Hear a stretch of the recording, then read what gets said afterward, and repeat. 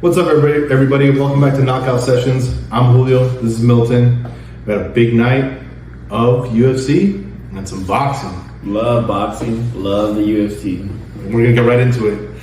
We begin with UFC 296. The main event: Leon Edwards defeats Colby Covington by unanimous decision. Which it was a very slow pace, fight. Which a lot of people did not expect Colby to fight the way he did. We were expecting this to kind of be on the ground. I thought it was going to be boring more due to the control time scenario. Yeah. Kind of the way that Colby attacked Masvidal. And I'm not hating on Masvidal. I saw your little smirk already. That one hurt. I'm just trying to make the comparison that, we saw, very competitive fights with Usman and the whole wrestling chess match they had. Mm. And then, of course, we had the very boring Masvidal-Colby fight, which, again, super sucked because there was a lot of, anticipation that will due to the controversies surrounding their fight. So, I don't know, man. It was cool. It was great for the fact that Leon got his get back at Colby, but what did you think? It wasn't a horrible main event. It wasn't, but we saw a master class out of Leon Edwards, and Leon came in. We thought the question was he going to come in, succumbing to his feelings, trying to headhunt, go for the knockout, whatever it was. Which he kind of addressed that a little bit at the end when they were interviewing him, mm-hmm. that he said that he had to learn to keep a cool head, and he got a little emotional at the end for good reasons. Yeah. But yeah, Leon definitely did the right thing, and stuck to the game plan. Sticking to the game plan. But do you think Colby stuck to the game plan? Do you really think that that's what he went in there to do? Try to do a stand-up fight? Here's the thing. I think it's just a matter of one fighter is just better than the other. This is Leon's time right now. So you think Leon forced that type of fight? You don't? Absolutely. So you think that Leon never gave Colby the chance to take it to the ground? Well, Colby tried on some occasions to try to go for the takedown. Leon stuffed the takedowns multiple times, and not just stuffed them. Leon tried fighting Colby in his own game. Correct. Yeah. At the end, and sometimes it backfired. He stood his ground, but yeah, he really did not do anything amazing. Not anything impressive. It's one of those scenarios where you ate a dish of food. But you wanted more. But the food was good. You know what I'm saying? That's kind of the feeling you got out of that fight. Now, props to Leon, like you said, keeping us cool. He stuck to the game plan. Tried to kind of make a statement to Colby, hey, this is what you're good at, and I'm going to beat you doing this as well. Yeah. It might have backfired a little bit, but I think Colby's he's getting old. And he's 35. Yeah, because that's literally where I was going next. If it was the inactivity, is it the age? Is it that he had peaked long ago, as far as what his ceiling was in skills wise, I think everything aligned for Colby to have a bad night. Mm-hmm. And what I mean by that is it's the age, the inactivity, the caliber of fighter you're fighting. Because Leon Edwards' second or third fight against Kamaru Usman was a perfect dress rehearsal for the fight he was going to have against Colby. Yeah. I think Leon is just such a complete fighter, and I think Is Colby washed? No. Is Colby done with title shots?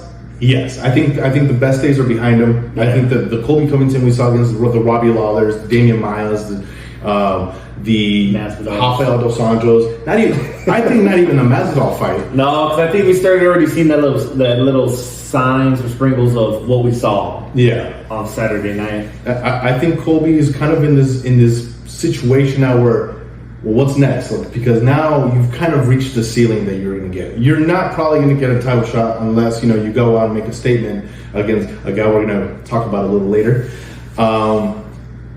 But I think Colby just becomes a fun fighter. He's still going to generate fandom, which I think Colby even lost fans after his loss. Because here's the thing about Colby.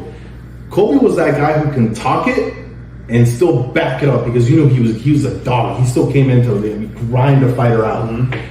But he looked slow. He looked old. He looked uninterested at times.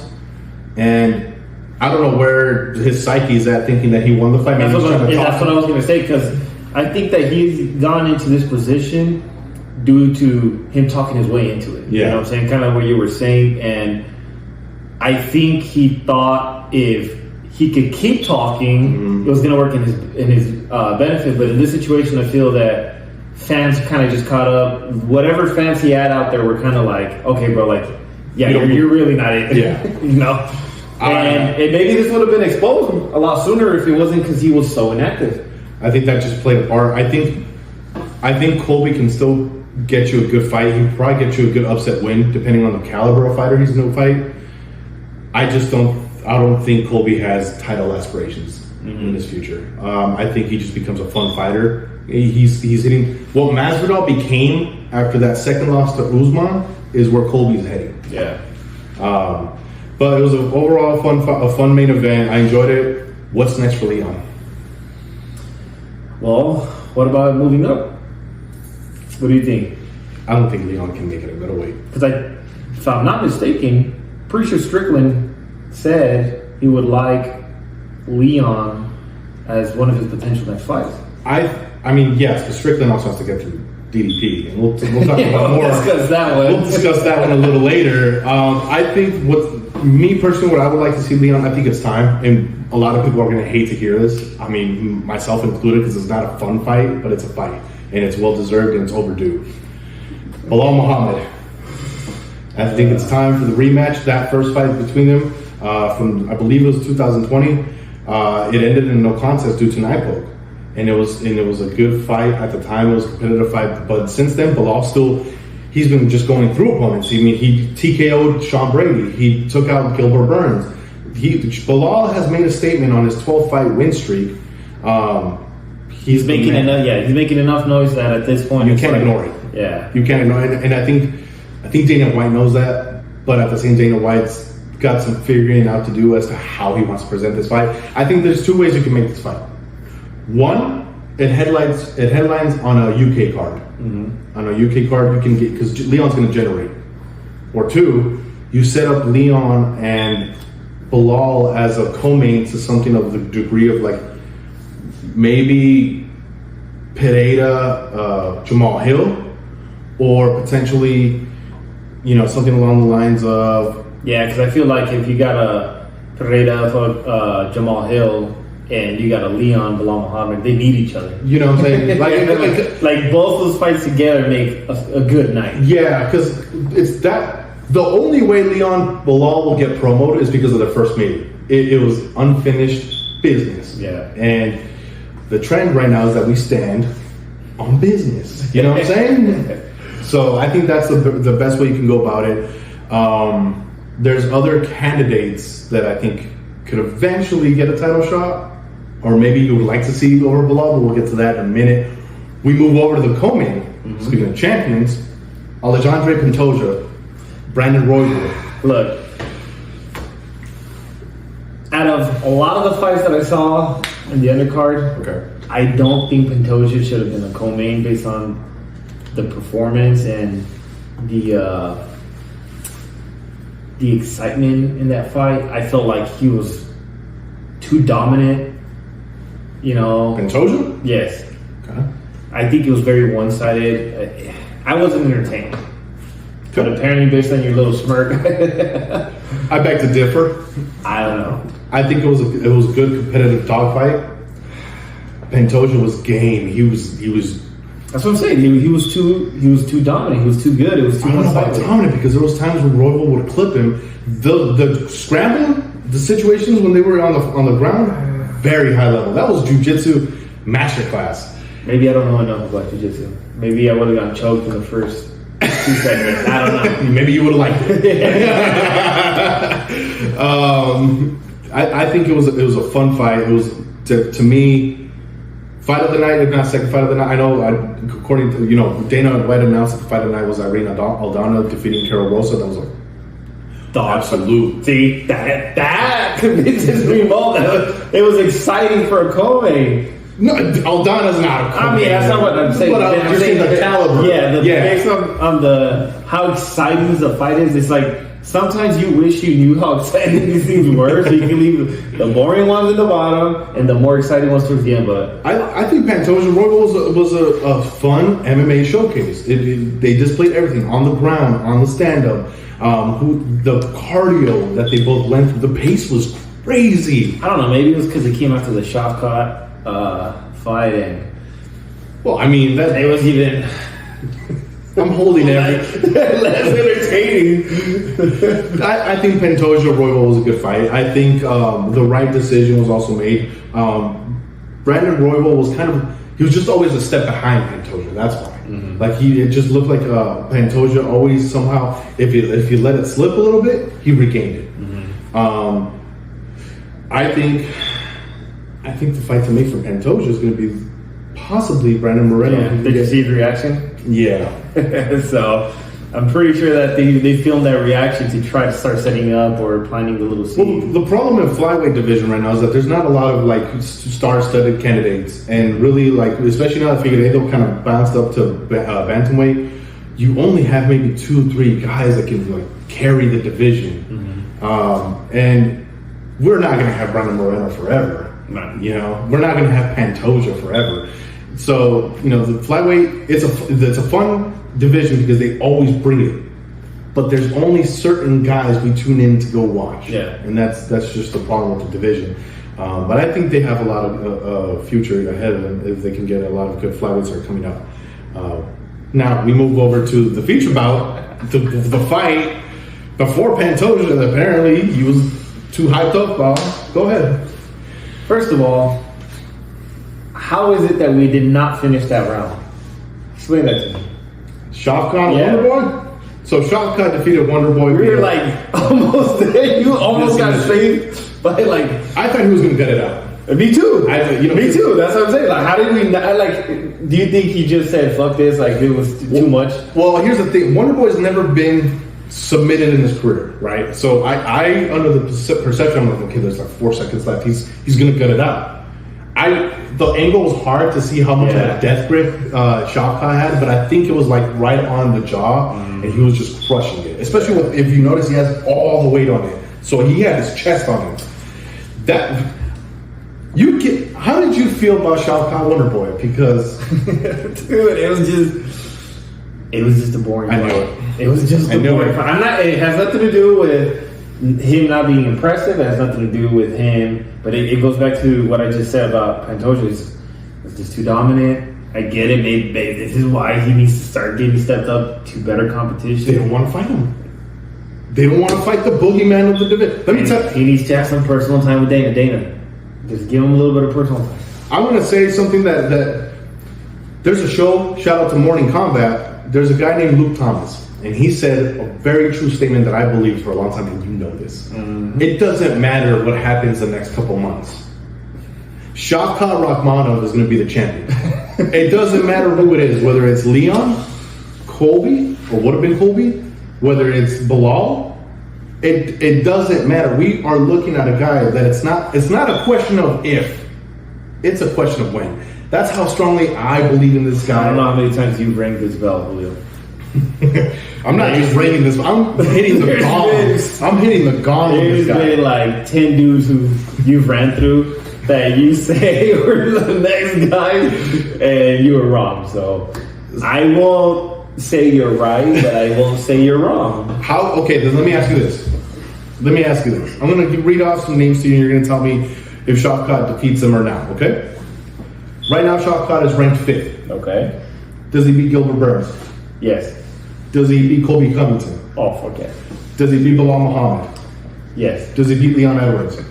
No. I would bet the house on Shavkat to beat Leon Edwards. Not this Leon. I think... Not this Leon. Leon has improved dramatically. Not this Leon.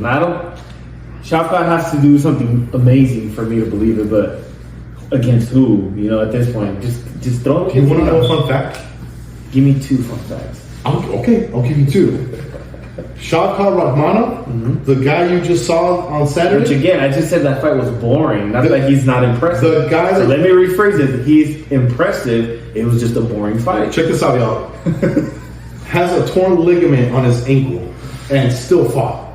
That's why his guy, he's Russian. These guys are built different. Built different.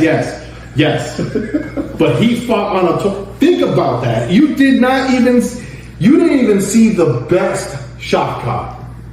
That's how good he is. Like, I need you to understand. I need everybody to understand and get on this train. My dude, there's so many guys who fought with broken jaws. They keep getting punched. Like, I understand. It happens. That's where they separate themselves from the rest.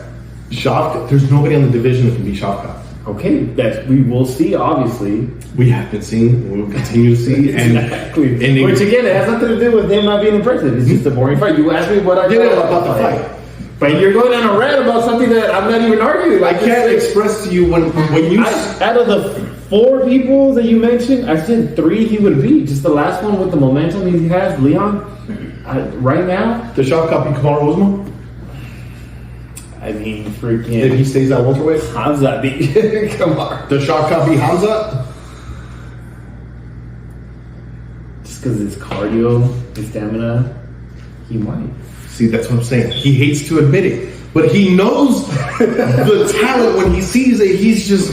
I gotta see it. It's because you hype all these dudes up all the time. And you don't let me be swept away. How did Shavkat's performance choking out Wonderboy, who's never tapped on his career? It was just a boring fight. It has nothing to do with his skills. Understand that. It was just a boring fight. That's it. Every fighter has a boring fight. Maybe it was due to his ankle. Maybe. There you go. But that's just how good he is. That's what I'm trying to get everybody to understand. I know a lot of people bet. Mm-hmm. Bet the house on Shavkat when he fights Leon. I don't know. You bet it. You said this before, and I'm making people rich. I want to cut, by the way. All right, I'm over here promoting Shavkat. If you guys go back to our last video, this man literally said he never bets, don't bet. And look at him now. I'm telling the people who to bet for. I'm telling. I went 5 for 5 on the card. You know, trust in me. Look up my articles. Which we move on to the 4th fight on the card. And this is where I go from an all-time high to an all-time low. Tony Ferguson versus Paddy Pimblett. I'm glad you showed up. Let's just say I'm glad. I actually said, Tony, I hope you win because I wanted this man to show up, but he still showed up. Thank you. Put it all up. That's it. I don't think I was right. Remember, if you go back and watch the previous video, I said, I don't think Paddy has the makings of a champion. He looked rough in his previous fight, and it happened again against Tony. He had some flashes of disparities. Correct, which... No offense to Tony, but if you're struggling with Tony, what are you going to do once you start getting these top dudes, right? Tell me I'm wrong. Well, okay, so as far as Paddy's case goes, after beating Tony, I think it's time to start throwing him in the top 15, right? Yeah. So I'll read you some names in the top 15. Does he beat Bobby Green? We're looking at his ceiling right now. That's what I'm saying. Does he beat Bobby Green? Yes. Does he beat Renato Moicano? I haven't seen him. Give me some feedback on him. Moicano's a master jiu-jitsu specialist, and he's a dog. And that man will go to war with. He went to war with Rafael dos Anjos. So does Paddy beat him? Based on what you've just seen in his last 2 performances, does Paddy beat him? I think it's a toss-up. Okay. So at what point does he stop tossing up and you say he doesn't get past this guy? Number 8. Which is? Rafael Fiziev. After Fiziev, it's over for Paddy. I think he has a super hard time against guys like Dan Hooker at 9, Jalen Turner at 10. I don't think he beats Rafael dos Anjos at 11.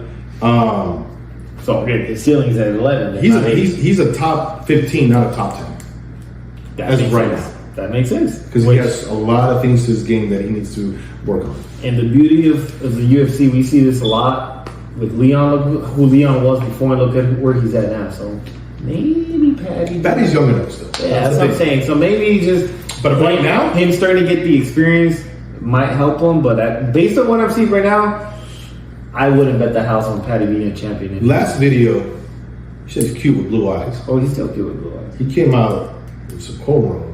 I know, I was actually super disappointed. The one time. I was hyping him up. I was telling my wife, I was like, you gotta see this kid.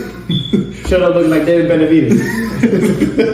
Boy look like a GTA character. Yeah, I was like, what is this? Probably his hair was getting in the way. I think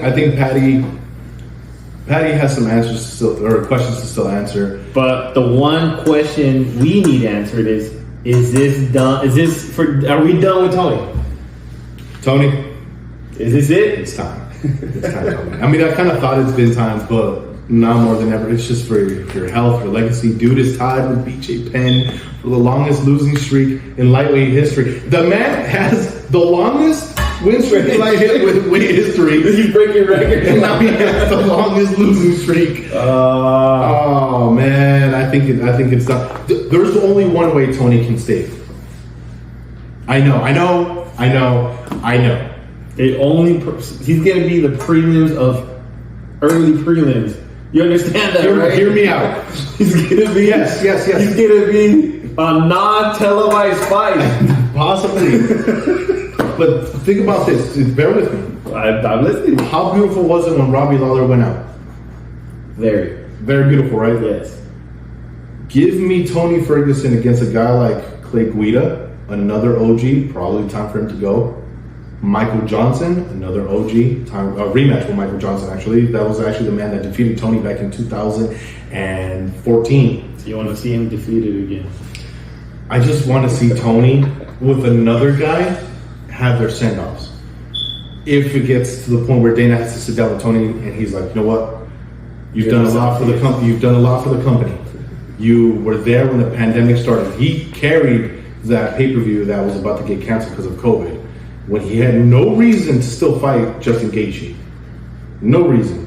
He has fought a death row fighters. He's fought your Justin Gaethjes, your Michael Chandlers, your Beneil Dariush, your Charles Oliveira. He still fought Bobby Green and a rising Patty. Tony deserves the right send-off against the right opponent, not a rising contender, not a ranked opponent, somebody that we look at and we're like, okay, that's another throwaway at this point. Like, so if you're Dana and Tony's like, no, Dana, don't do that to me. I want a rising star. If Tony says that, get him out. Get him out of that meeting room. But I think Dana's also kind of done with him, because if you look at the post-fight press conference with Dana blatantly said, I would like to see him retire. And that's Dana basically saying, it's time. Dana doesn't play when it comes to that. Yeah. But, I mean, that's the only case that I can see for Tony to have one more fight. Outside of that, Tony, you're done, man. Like, leave this behind. You're still so loved. He's still so loved. Did you see how the people react when Tony comes out? He is like the Chuck Norris of UFC. I wasn't in the same room as you. I heard you. Thank you for hearing me out. But I think it's time. But go ahead. Knockout of the year? It's candidate. Okay. But it was vicious. So I was watching Mitchell actually do his reaction. I don't know if you saw it. The dude doesn't even remember UFC 296. Dude, so Josh Emmett knocked out Bryce Mitchell in the card opener for the main card. Josh Emmett sent that man to the shadow realm and left his body wiggling like a fish. Yep. Now, thank God Bryce Mitchell's okay. Yeah. You never know, right? Exactly. And Bryce Mitchell himself came on Instagram today and said thank you to Josh Emmett for not following that up with extra punches. Because Josh Emmett could have done that if he wanted to. Nah, but that was a walk-off. Yeah, well, I mean, I guess it's very common, you know, as you see in the UFC, just very necessary punches, right? Super necessary. Don't disrespect the King of Miami. But yeah, that for sure was dangerous. Yeah, that was a very dangerous knockout. I think it went how we thought it would, because Bryce Mitchell, to his detriment, has no stand-up. He has no stand-up. Josh Emmett is known for some vicious knockouts. And, you know, it happened. Bryce Mitchell's a one-dimensional fighter where if he doesn't grab a hold of you, his night is going to be a long one. Mm-hmm. If not, a short one. Yeah. Like how we just saw. And Josh Emmett, he's still got a little bit of juice left in the tank. I mean, as far as the featherweights go, Josh Emmett, he would have to still make another rise. He would probably have to fight maybe the winner or the loser, depending on how it plays out, of Aljamain Sterling and Calvin Kattar. Aljamain's making his debut at featherweight. We'll see how that goes against Calvin Kattar. I think that's a high-profile fight night main event that you can make. As far as Bryce Mitchell goes, I think he kind of takes a step back and maybe he has to fight maybe Sodiq Yusuf. He's currently ranked 12. He's an up-and-comer as well. Yeah. And Bryce Mitchell's still a good enough prospect name to still add to your list. But Bryce Mitchell, that's another fight now that we see him take a step back. Yeah. He got dominated by Topuria, beaten badly, and now got sent to the shadow round by Emmett. So, I mean, that's just a fight game. Another gatekeeper in the making. It's a little harsh for a man as young as Bryce Mitchell, but the trajectory is leading that way.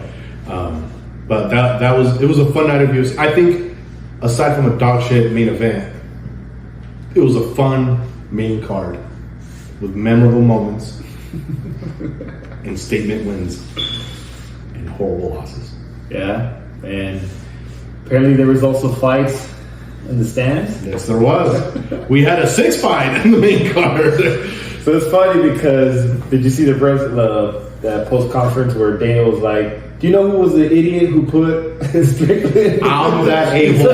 I'm the a-hole that did that. And he was so mad at himself for it. For those of you watching, we're talking about when Sean Strickland politely moved Gilbert Burns' family to the side and decided to just throw himself right into Dricus du Plessis. And a fight broke out in the stands. From what I hear, DDP didn't come out with any scratches or any. Nah, if you look at the video, it looked like he blocked. He got a takedown. Yeah, it was mainly just Strickland kind of punching downwards, but I saw he had his hand up like the whole time. And it looked like it was DDP was kind of like maybe antagonizing Strickland. Oh, for sure. You know, and I think DDP's in Strickland's head. Mm-hmm. I think that's what it comes down to. Maybe there were some drinks involved. You know, DDP looked like he was feeling himself. Yeah. I think it's fun when it happens. Glad no one got hurt because they have a big time fight coming up. Man, but I mean, I guess this is just going to sell that fight even more. I mean, the bad blood is just boiling now because you had the seasonal press conference where DDP. Well, Sean Strickland was asking for it. You know, mentioning the whole thing of the coach grabbing his jock.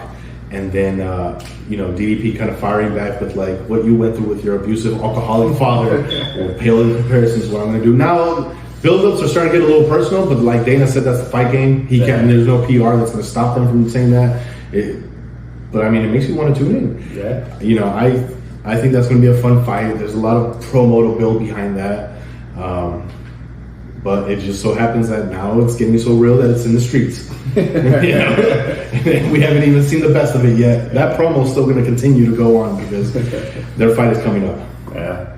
But if we switch it over to our big boxing night, though, I just got to say, I think Bam has officially made his way into one of my favorite fighters. And who's the a-hole that told you about him years ago? This guy. Yes. And Bam is, I think, the perfect example of give me the opportunity and I'll run with it. Exactly, bro. Like, not only was when he was given the opportunity to go and fight Cuadras as a step-in, he was actually at 112 and moved up to 115 to go fight Cuadras, beat Cuadras, and got that belt. And then he went to go be, what's his name, Robinside? Rungbaside. Yeah, so he got the second belt, right? Moves back down, defends his 112 belt, and then goes off and fights Sonny Edwards. And I gotta say, man, like, Bam, because in the beginning of the fight, it actually gave me a lot of vibes of what we saw of Benavidez' plan, right? So we had Sonny Edwards, who was Plant, who had very amazing boxing in the first 6 rounds. More technical with it. Yeah, and then you kind of saw, Benavidez just trying to figure him out. And I think it got to a point where I think just Bam's power just started wearing down Sonny Edwards. He dissected him. Yeah, definitely that's what it was, man. And and we all knew this fight was either going to end in a boring, unanimous decision where Sonny Edwards was going to outbox Bam, or we were going to see the knockout. I mean, I think the writing was also on the wall when he had those 2 cuts on his eyes. Yeah, which he ended up, I believe, erupting his retina, his eye, something like that, with that punch, which is the reason why they ended up stopping the fight. Because he dropped him, but Sonny Edwards got back up, and he just retired at the corner. Well, correct me if I'm wrong, I believe Sonny Edwards also said that he was starting to lose vision. That's just how bad Bam was just battering him throughout the fight. Yeah. Started just getting to him. I think Bam's a legit pound for pound. Yeah, because he's just running through super top level fights. Yeah. Or fighters, I mean. Because at this point, I think he only has 2 more fighters if he wants to go for undisputed at 112, which would be Julio Cesar Martinez. But at one point, I loved Julio Cesar Martinez. But based on the last performances, with Chocolatito and his prior performances, with this Julio Cesar Martinez having 0 defense, man, there's no way in hell that I believe that he will survive Bam's punches. He gets pummeled. Yeah, if Chocolatito just pummeled Julio Cesar Martinez with just volume, now imagine Bam, who actually has volume, has power, accuracy, yeah. combos. So, I mean, I would love to see Bam, kind of stick around at 112, but I think he just needs to start moving up. I got one for you. Bam, Gallito. Oh, that's what Eddie Hearns actually said. There you go. Yeah, Eddie Hearns said that he's actually would love to make the Bam Gallito Estrada fight next year. So, Bam wants it, obviously. Who wins? Oh, I'm sorry, I got Bam. The dude is 23. That's the scary part. Like, he's not even in his full prime. I know. We are looking at a possible kingpin in the making of future divisions. Yeah, because if Bam moves up and beats Gallito, super statement. I believe he gets ranked down in the pound for pound list. Okay, in the list. Okay. Yeah. Not number 1, but I mean, we're now starting to have conversations of this new, young generation starting to make their way into the pound for pound listings because he's just too dominant, man.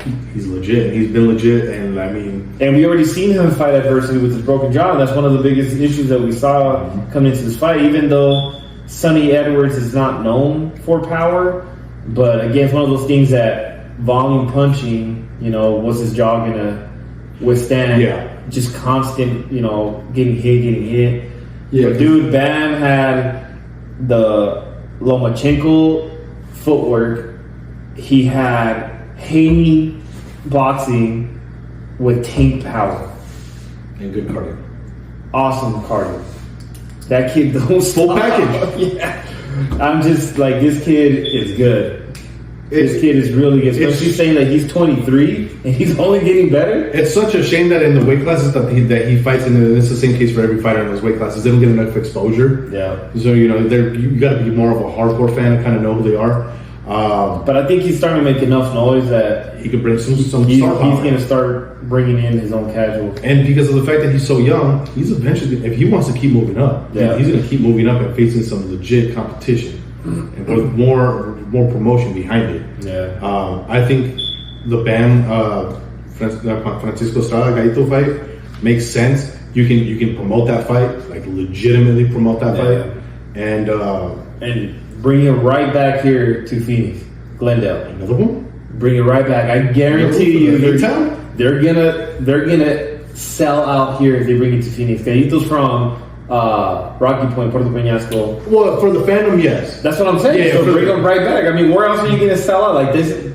Like if they bring it back to the local people here, this is where they're gonna get paid. And they deserve to get paid. Well, you would get a lot of promotion because you would have a lot of because there's a lot of diehard Mexicano fans that love Gallito. Mm-hmm. I mean, I love Gallito. Mm-hmm. You would be passing that torch onto the younger, up and coming, already a star, fighter, and that is just going to continue to boost him to the moon. Yeah.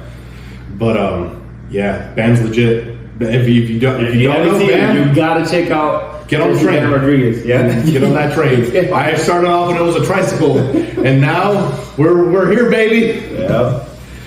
But we move over to more boxing.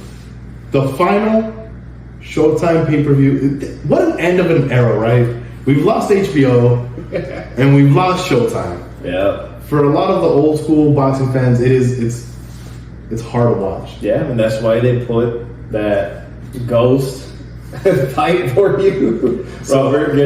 That was like a tribute to the old fans from back like 10 years ago, where we saw a 96-year-old, the ghost of Robert the Ghost Guerrero, and the rotting corpse of Andre Berto. No offense to you guys, just had no business being there. But I give y'all props, man. That actually was a decently entertaining fight. Yeah, it was decently entertaining. Who can go back to the retirement home more better? You know? Who's going to need that extra pudding cup in the morning? Yeah, it's Berto for sure. I'll tell you that, because Robert he still looked good. Yeah. Yeah, he I think the little extra activity that he had going for him kind of showed. But I mean, that was for you old folks, you know. We didn't need it, we didn't want it, but we enjoyed it. Yeah, that's kind of what it became.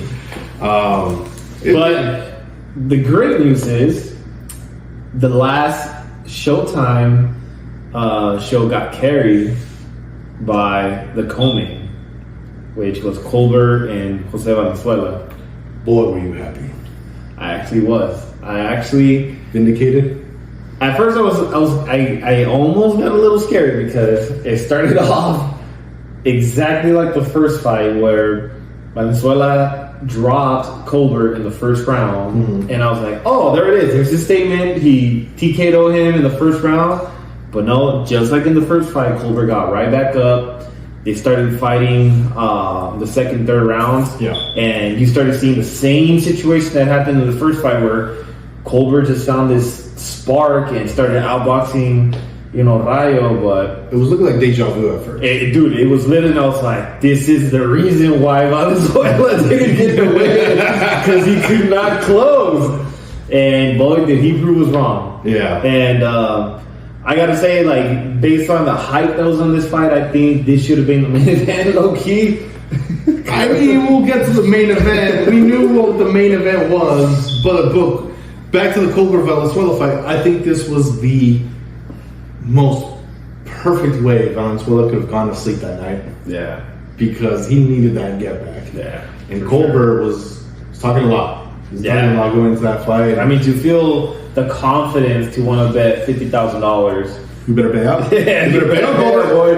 Because there's a lot of people out there talking shit, saying that you did win, and okay, you got the first fight, but Valenzuela definitely shut you up on this one. Yeah, I think Valenzuela needed this. He especially for his confidence. Like you could tell after that first fight, he was angry. He looked like he might have not even. If it wasn't Colbert, he probably wasn't going to fight anybody else. Yeah, for sure. Like that man needed that. How they say in Spanish, quitarse esa espina. You know what I'm saying? And it was funny because obviously Colbert he was laid out, kind of the same vibes as Mitchell. Like he was laid out, like he was out of it. But the man still found the strength to walk up to Valenzuela during the post-fight interview and said, "You owe me the rematch." You know what I'm saying? He wants to run it back. The audacity of that man. And so the interviewer asked Rayo, was like, "Oh, so what do you think about Colbert asking for another rematch?" And Rayo pretty much just shut that down real quick and said, "Nah." He's like, "I beat him the first time. I showed him everybody that I should have won the first time." He's like, "I don't think anybody wants to see that fight." And to be quite honest, I wouldn't care to really see that. I think they lost all that hype because of the controversy. Yeah. A lot, like, at least, like I said, like, I think he won fair and square the first time, but I'm glad he got that knockout. But it's time to move on. Yeah, but Rayo, I don't know if it was a confidence, man, but he called out Tank. How do you call out Tank? The perfect fight for Tank.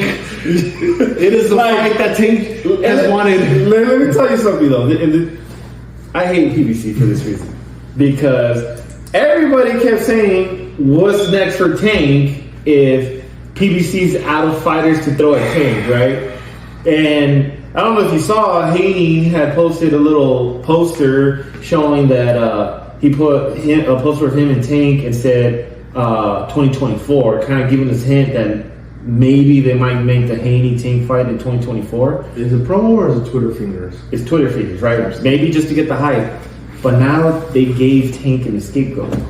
But with Ryan. Tank has been the most blessed man in his career because this man, because he's the star that he is. Yeah. You will have fighters like Rayo who are, of lesser exposure. But coming off of a big, hype-out knockout, you can sell down the fight. And both on PBC. And if you're Tank, you're like, well, I can risk my O against elite competition, against or get paid. An undisputed champion, and get paid against David Haney, or I can still sell it. He's coming off a knockout, got the Mexican fans behind him. Easier fight. I think I want Rayo. Yeah, and it's crazy because Bill Haney came out, said they're offering $20 million guaranteed to Tank to fight Haney. Blocked him on Instagram. I just heard Eddie Hearn on an interview with Chris Mannix, and Chris Mannix asked him if that offer was legit. Eddie Hearn confirmed. Eddie Hearn doesn't play usually. Eddie Hearn confirmed that offer was legit, right? So you're telling me that Tank is getting offered $20 million guaranteed, plus I'm assuming pay-per-view splits, or maybe get $10 million to fight Rayo. He's gonna take the easier fight with not a lot of loss of payout. Because it's not like Tank needs it. Oh, of course not. You know what I'm saying? But that's what's crazy to me, that there's so much hype, and I don't understand this whole PBC mafia cartel thing that Al Heyman has going on. This is why Showtime is that boxing done. We're like, okay, or they're like, we're just gonna get these watered down, not what the people have been asking for. We don't hate it, but I guess we kind of have to deal with it kind of fights. Valenzuela's good. He doesn't beat Tank. Nah. He has a very questionable chin. And Tank's power is real. Of course it's real. He's proving us wrong so many times. And by us, I mean me and you. Yes, but anybody continues to sometimes prove us right. That he's after money and not glory. Yes, he does prove us right. Like the only fight, I'll ask you this: who would you rather see Tank fight, Valenzuela or a rematch with Pitbull? I mean, between those two, I actually prefer Pitbull because Valenzuela is going to be done within under 4 rounds. And at least Pitbull comes to bring it. At least, you know what actually would be a great fight? Rayo Pitbull as a co-main to Haney Tank. Al Heyman, Eddie Hearn, let's make it happen. False hope. PBC, we know you. Which brings us to the main event. The absolute sacrifice of Anthony Morel's fight against Senna. I got his name as Agbeko. Agbeko. I'm sorry if we keep butchering your name, my brother, but we just haven't mentioned it enough throughout our lives. Dude, that second round, TKO was... It's what you expected. Dude, that David Morales just looks so huge and strong, bro. Like, whatever those Cubans are feeding him, like holy shit. Like, that kid, like... It's arroz con pollo. Yeah, like, holy crap, that kid is huge, bro. Like, he gives me a lot of David Benavidez vibes. Early Benavidez. Early Benavidez. The knockout streak Benavidez. Yes. And the David versus David clash is going to be huge, but sadly, I don't think Morel has enough fan base for that to be a huge payout fight. Right. But for us hardcore fans, like that's a solid fight. So Morrell's kind of in that position where it's what can you feed him? Who will accept him? And I think he's at a point where maybe if you want David Morrell versus David Benavidez, you got to start sprinkling some mutual fights. Anthony Durrell. Anthony Durrell, we can throw him. I don't think Caleb Plant would take that fight, to be honest. It's too soon. It's too soon for Morrell to. Maybe Morrell can. Plant is the kind of guy that can expose a guy like Morrell. Because we don't know where Morrell's at. Yeah, I think Anthony Durrell would be a great step-up fight. From Anthony Durrell, you can take someone like Caleb Plant or Boo Boo. Someone like Boo Boo. Boo Boo would be a great fight for Anthony Morrell. Because when you think of guys like Munguia and Berlanga, that's what we want too for Morrell. Yeah. But I mean, different stables, different promotions. Which again, that would be another good feature for that tank Haney. Or if Morrell fights Munguia, in a perfect world, boxing doesn't do this, but in a perfect world, give me in May Canelo Benavidez, Morrell Munguia, and winners fight each other. Boom, losers fight each other. I think how do we become the Dana Whites of boxing? I need to find a way to be able to do people get behind us, follow us, subscribe to us, share the message. We are here for you. I'm here for me. I want these fights. I'm sometimes here for him. Yeah. Sometimes. Every now and then. I hate you. I love you, man. But yeah, there's not enough hype behind Morrell outside of the hardcores. Yeah. You know, for to really fight like that. Yeah, for really any. And Munguia's not taking that. That's what I'm saying. He's got Canelo on his sides. Because in the top 10, who would we have in the top 10 of the super middleweights? I can easily find that for you. Because I'm pretty sure all the top 10s, one, Canelo already ran through all of them. Two, if they're still around, I think most of them are starting to fight each other. We got, except Charlo. I don't know if Charlo's going to stay at 168 or he's going to go back down to 160, or Big Charlo might. I mean, Charlo's another fight that you can eventually make with Morrell due to the PBC. I personally think right now, give me Morrell Charlo and just get Charlo out of the way. That's just you being. Can we actually talk about something? Go for it. Can you look up Jermel's mugshot? Did you know this man got arrested on Saturday for assault? I did not hear about that. Look this up. This man got arrested on Saturday and he's like going under the radar where like no one is talking about it. So you heard it here first on Knockout Sessions. I didn't know. There was so much going on. Boxer Jamal Charlo arrested in Texas on felony assault charge. He was arrested Friday in Texas. Yep, on Friday. Yeah. He was taken into custody on Friday night. And this man is just sneaking under the rug with all this. You think you can get away? You think we wouldn't talk about this? Charlo? Jamal? Wow, I did not know about that. So you think the clink can save you from these fights?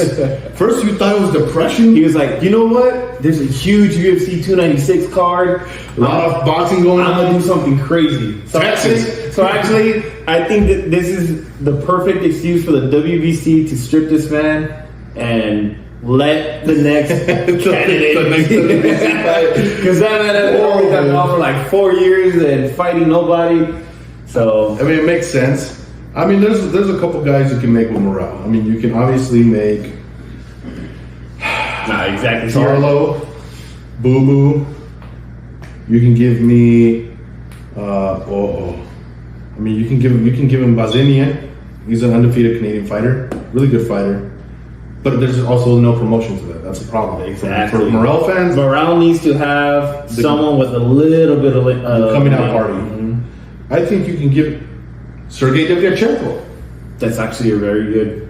That would be. Devyachenko's made a lot of fighters look stupid. Okay, and still win. They still win against him. I think Sergey has been, into your detriment, my brother. You've been robbed of a couple of fights. Triple G, possibly Munguia, possibly Daniel Jacobs. Devyachenko's been a lot of game fights for opponents that are looking to get. So Devyachenko, Anthony Durrell, Boo Boo. Carlo. El Heyman, take notes. Bail him out. You got the money, Mr. Mafia Man. Yeah. Those are the next four candidates for a guy like Anthony or David Morrell, because you just can't keep letting a guy like this keep floundering under the radar. Yeah. You got to start exposing this guy because Benavidez and Canelo's coming soon. Munguia is out there. The only thing that I can think of is that maybe PBC Al Heyman's trying to let the shine go on David Benavidez. They're hoping that he beats Canelo. Marinate. And then Benavidez moves on to the light heavyweight, and then boom, who's next? Oh, fucking David Benavidez is ducking David Morrell. The whole story starts all over again. You see David Morrell running through all these guys. And Morrell's going to light heavyweight too. Yeah, that's what I'm saying. So he starts chasing David Benavidez. And so we got this cycle. Yeah. You now Benavidez is Canelo. Exactly. Morrell is Benavidez. God, I'm coming after you after that happens. Shout out. Keep watching the videos. Where you at, man? But yeah, I think that's the power move to make with a guy like Morrell. Yeah. But we move on. Final topic of the night. It's not really a topic. It's more like let's talk about it. Was this a setup? Yes or no? Everything in this man's career has been a setup. Everything is aligned perfectly for Jake Paul in his career. Let me spit out a couple little facts for you real quick. So, apparently Jake Paul found this guy who is not ranked, guys, in anywhere. I could have sworn he was cleaning up the gymnasium in one of these high schools, but that's neither here nor there. This guy was doing like pro fights like in some backyard. And I'm Masvidal level. All right, don't get it. Kimbo, dude, you have people who watch under the radar fighters who had no idea who this man was. I don't think his mom knew who he was. So you listen to the DAZN commentators, you could not find anyone have any idea, information, any hype on him, anything to talk about. The only thing you can talk about is probably how nice his hair looked. He had hair. Exactly. Shout out to us, Paul man. Look at that. So I'll see you by Gillette. Jake Paul got a nasty uppercut knockout, laid him out. My question to you is, was it a setup? This is the first time that I'm actually kind of siding with you that maybe this fight was scripted. How many times do you keep defying me when I tell you things like you will? Okay, so when you have fighters coming from the UFC to fight, it is hard to believe that they would allow themselves to script a fight for someone who's a High School Musical star. You're telling me that if you were a UFC champion and a High School Musical star said, "Hey, I'm gonna pay you a Rolex so that you can let me knock you out," you expect me to believe you? Old fighters on their way out, except for Nate Diaz. I don't think Nate Diaz is cut from that cloth. He was the worst out of all of them. Nate put on a better show than Ben Askren. This is what I'm talking about. This is what I'm talking about. Did he not do better than Ben Askren? No. He just didn't get knocked out. He literally just did not get knocked out. But Ben Askren? No, Nate. Right. So he did better than Ben Askren? Tyron Woodley? Not the Tyron. He did better than Tyron. No, just because he got knocked out doesn't mean he did better. I'd rather... would you rather watch Tyron Jake Paul 3 or Nate Jake Paul 2? I'll take the Woodley fight all day. Horrible. Beyond the point, this is the first time that I might give in and say, I think this might have been scripted. Do it. Now, I heard a little conspiracy theory. Everything in this man's career has been a conspiracy. I know. Where they think where this is headed, right? I'm going to map this out to you. He's the whatever fan of this celebrity deathmatch type thing. This is coming from my man's Chris Mannix. I heard this and I think it's funny. They're saying that we're probably going to get another 2, maybe 5 fights like this where they think Jake Paul might be scripting because he wants to get ranked. And listen to this. Chris Mannix doesn't believe that the governing bodies would fall so low to believe that Jake Paul deserves to be ranked by fighting janitors, because this time I think for real this was a janitor. But I want to hear your thoughts. Do you think the governing bodies will fold and actually rank Jake Paul? Because this is a conspiracy theory. If Jake Paul wants to fight for a legitimate title, he needs to be ranked. And he said, due to the fact of what we saw with Tyson Fury and Ngannou, and with Ngannou being ranked at number 10, why is it so hard to believe that Jake Paul would not be ranked number 50 and somehow get a title shot against Canelo? In cruiserweight? Because that's probably the easiest division to get ranked in. Bridgerweight? We got Jake Paul, the Bridgerweight champion. Hey, at the end of the day, it's just bragging rights. To answer your question, do I believe the sanctioning bodies and the commissions would rank Jake Paul? I don't think they should. I just am not certain they won't. Do I feel like Jake Paul should be ranked? Hell no. Okay. I'm just gonna leave it at that. I'm glad we agree. But of course if you don't agree, you are just falling. No, it's because I like Jake Paul for different reasons in the beginning, because he was just proving you wrong. That's what was fun about spite of it. It was fun that this man actually thought Jake Paul couldn't beat UFC fighters, and he kept proving them wrong. Oh, I've given up on that belief. I think if Jake Paul got in there with Tony Ferguson, that's next. I am betting the house on the script. You know what I'm saying? That's gonna be the one time that you should have bet on Tony. You fucking did it. I'll tell you what. Give me Jake Paul versus Mike Perry. They're not going to do that. Give me Jake Paul versus Mike Perry. No, Mike Perry's been. He recently fought Chad Mendes. Eddie Alvarez.